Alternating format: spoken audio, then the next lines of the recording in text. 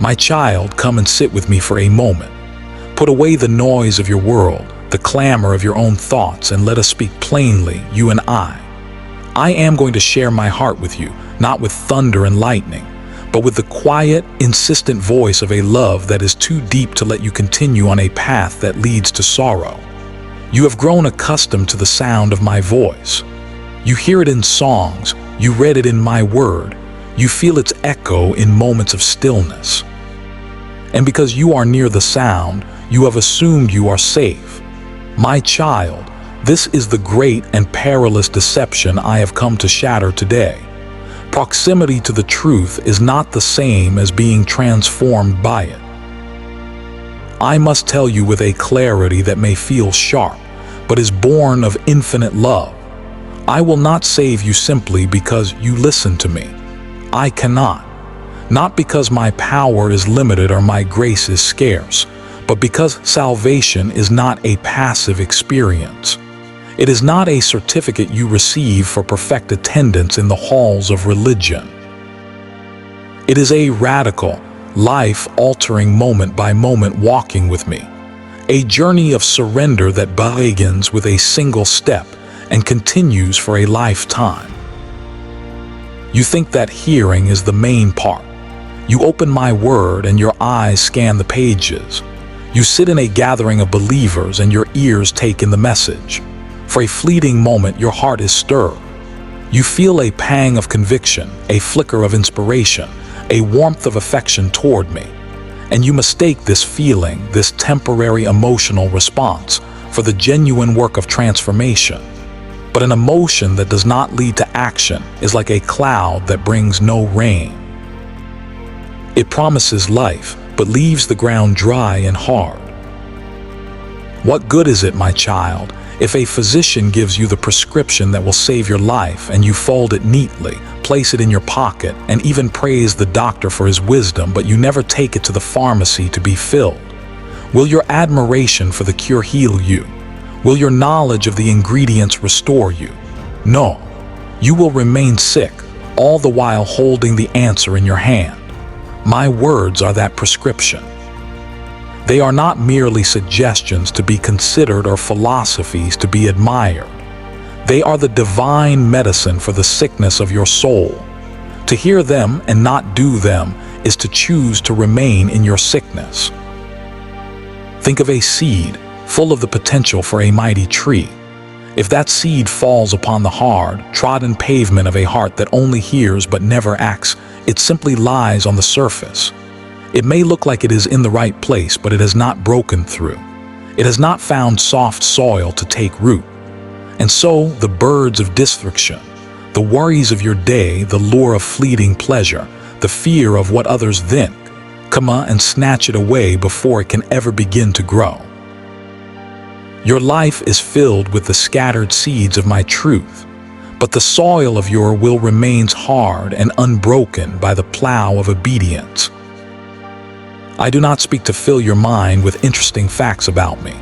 I speak to remake your heart into a reflection of mine. I give you truth not as a collectible to be stored on a shelf, but as living water to be drunk deeply, to cleanse you from the inside out, and to flow from you to a thirsty world. You have come to love the taste of the water, but you refuse to let it wash over the dusty, hidden corners of your life. You sip at my grace, but refuse to be drenched in it. You tell me, Lord, I love you, and I see the affection in your heart. But then I say, if you love me, keep my commandments. This is the place where your love is tested. It is the place where affection must become allegiance. I say, forgive the one who wounded you, and you reply, but you don't understand what they did. I say, be holy, for I am holy, and you reason, but I am only human, a little indulgence is harmless. I say, trust me with your finances, be generous, and you counter, but I have to be responsible and secure my future. I say, lay down the idol of approval, and you answer, but I just want to be liked. Do you see? In each instance, you hear my word, but you place your own reasoning, your own comfort, and your own fear above it. You edit my commands to fit the life you want to live. rather than surrendering your life to be reshaped by my commands. This is not a small thing, my child. This is the very essence of the original fall from grace. It is the subtle, deadly whisper that says, "My way is better than God's way. I can be the Lord of my own life." Every time you hear my instruction and choose your own path, you are echoing that first, tragic rebellion. You are choosing the tree of your own knowledge over the tree of life that I offer you. And where does this lead? Not to freedom, as you imagine, but to a slow and subtle bondage. The road away from me is rarely a dramatic leap from a cliff. It is a gentle downward slope, so gradual you barely notice you are descending. It is a series of 1,000 tiny steps of compromise. You tolerate a thought you once would have rejected. You watch something that dulls your spirit. You speak a half-truth to avoid inconvenience. You hold on to a small bitterness because it feels justified. Each of these is a single thread. Alone, it seems weak and insignificant. But day after day, you spin these threads together until they form a rope that binds you. You wake up one day feeling distant from me, finding prayer a chore and my word unappealing, and you wonder how you got there. You arrived one small disobedience at a time. You believe you can live in this gray area, with one foot in my kingdom and one foot in the world. You think you can indulge your secret sins while still maintaining your public faith. But my child, you are deceiving yourself. A boat with a small, unrepaired leak will eventually sink, no matter how beautifully it is painted. A little leaven will work its way through the whole batch of dough. The small compromises you protect are the very entry points for the enemy of your soul to gain a foothold in your life. The sin you pet today will become the master that devours you tomorrow. I came not only to save you from the penalty of sin in the future, but from the power of sin right now. My salvation is a rescue mission into the present. But if you refuse to be rescued from the power of bitterness, from the power of lust, from the power of pride today, why do you believe you will be rescued from their ultimate penalty tomorrow? You are effectively telling me, I do not want the healing you offer, I only want the fire insurance. But my kingdom is not an insurance policy, it is a relationship. And a relationship cannot survive on past memories and future hopes alone. It must live and breathe in the present through connection, communication, and mutual trust, which you demonstrate through your obedience. When you ignore my daily words, you are training your soul to live without me. You are teaching your heart that my guidance is optional. You are practicing a life of self-reliance, which is the opposite of the faith I call you to. And a muscle that is never used will atrophy. The spiritual capacity to hear me, to trust me, and to obey me weakens with every act of willful neglect. My voice does not grow quieter. Your hearing simply grows duller, deafened by the noise of your own will. You must understand the nature of my commands. They are not arbitrary restrictions designed to rob you of joy. Can you not see that I am the one who designed you? I am the architect of your soul, the creator of the universe. My commands are the manifacturous instructions for the flourishing of your life. When a fish listens to its creator's design and stays in the water, it finds life and freedom. If it believes that true freedom lies on the sand, it will find only suffocation and death. When you obey my commands to love, to forgive, to be honest, to be pure, you are living in alignment with the very fabric of reality. You are swimming in the water I designed for you, and you find life. When you disobey, you are flopping on the sand, gasping for air, convinced it is freedom while you are, in fact, dying. Many comfort themselves with the thought of a final moment, a deathbed prayer to make everything right. They live as they please, assuming they can simply turn to me at the very end. But this is a terrible gamble with your eternal soul. Firstly, you are not promised tomorrow. let alone a peaceful, reflective into your life. For many, the end comes suddenly, like a thief in the night, with no time for final negotiations. Secondly, and more profoundly, do you truly believe that a heart that has practiced rebellion for a lifetime will, in its final, weakened moment, suddenly and authentically choose submission? The habits you are forming today are forging the person you will be then. The desires you feed now will be the desires that cry out in your final hour. The one who has spent decades ignoring my voice will likely not recognize it or desire it when the veil between the worlds grows thin. Do not be deceived. You are becoming today what you will be for eternity. This is why I plead with you now. This moment, this very day, is the only time you truly have. Now is the time to repent. Now is the time to surrender. Now is the time to apply the word you have just heard. Do not say, "Later, Lord." Later is the devil's favorite word. It is the lullaby he sings to lull souls into a sleep from which they may never awaken. Each later hardens your heart just a little more, making the next call to obedience even harder to heed.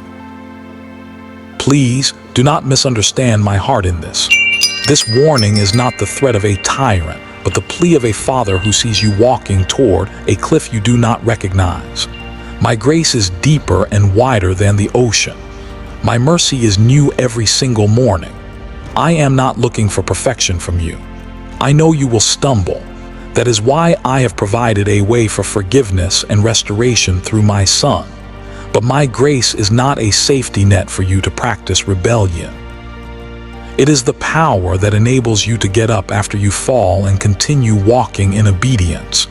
It is a call to a different life, not a license to continue in the old one. Faith without works is dead because it is not real faith at all. A tree that is truly alive will inevitably produce fruit. It cannot help it. If your life is barren of the fruit of obedience, of love, of joy, of peace, of patience, of kindness, of faithfulness, then you must ask yourself if you are truly connected to the vine, who is me. A branch that is not connected cannot bear fruit, and it will eventually wither. The day is coming when you will stand before me. On that day, all illusions will be stripped away. All self-deception will vanish in the light of my truth. Your religious activities will not be your defense. The number of sermons you heard will not be your advocate. Your good intentions will not be your plea. The only thing that will matter is the reality of your relationship with me, a reality demonstrated by the trajectory of your life. Many will say to me on that day, "Lord, Lord, did we not listen to your teachings every week? Did we not sing your praises? Did we not even serve in your name?" And with a heart full of sorrow, I will have to say to them, "I never knew you. Depart from me, you who practice lawlessness." Do you hear those words? I never knew you. It does not mean I was unaware of their existence. It means we were not in a real, intimate, obedient relationship. They knew about me, but they did not know me. And the way to know me is to walk with me, to trust me, to obey me. To ignore my words is to keep me at a distance, to treat me as a stranger. And if you have treated me as a stranger throughout your life, how can you expect to be welcomed as family in eternity? Heaven is not simply a reward for those who avoided hell. It is the prepared home for those who have been prepared for it. It is a kingdom where my will is done perfectly and joyfully. If you have no desire to do my will on earth, what makes you think you would find any joy in a place where my will is all that is done? If you find my commands burdensome now, you would find my presence suffocating then. I cannot bring rebellion into my holy kingdom. To do so would be to deny my own nature. Those who enter my presence are those who have been transformed to love what I love and desire what I desire. And that transformation happens day by day through the small choices of obedience. So look at your life, my child. Look honestly. Are you a hearer only, or are you a doer? When my word touches on your pride, do you humble yourself? When it touches on your possessions, do you open your hands? When it touches on your relationships, do you choose the path of love and forgiveness? When it touches on your secret habits, do you bring them into the light and turn from them? This is not a call to earn your salvation through works. It is a call to live out the salvation you have received by grace. It is a call to let the inner reality of your faith become the outer reality of your life. It is a call to stop playing religious games and to enter into the authentic, challenging, and profoundly beautiful life of following me. I have set before you life and death. The wide road is easy and crowded. It is the road of hearing without doing, of professing without possessing, of cultural Christianity without the cross. It requires no sacrifice, no surrender, no daily death to self, and it leads to destruction. The narrow road is challenging. It requires you to lay down your will, to pick up your cross daily, and to follow me. It is a road of active, loving obedience. And it leads to lifa, through an abundant, everlasting life. Which road are you on? Not which road do you admire, or which road do you intend to get on someday, but which road are your feet walking on right now, today? Do not let this word be just another one you hear and forget. Let it be the moment you awaken, the moment you stop making excuses, the moment you turn. If you do, if you truly surrender, you will not find a life of grim duty. You will discover the life you were always created for. You will find a peace that the world cannot give and cannot take away. You will find a joy that is not dependent on your circumstances. You will find a strength that is made perfect in your weakness. You will find that my yoke is easy and my burden is light, because you will no longer be carrying the crushing weight of your own self-will. You will find freedom. The choice is yours. I will not force you. Love never does. But I have spoken the truth to you because I love you too much to see you perish in a deception. The door is open now. My hand is outstretched. Do not just stand there listening to my invitation. Step through the door. Take my hand. Walk with me. Obey me. Live. I have spoken. Now what will you do? Your eternity hangs on your answer, not your answer in words, but the answer you give with the rest of your life, starting this very moment. Choose this day whom you will serve. Amen.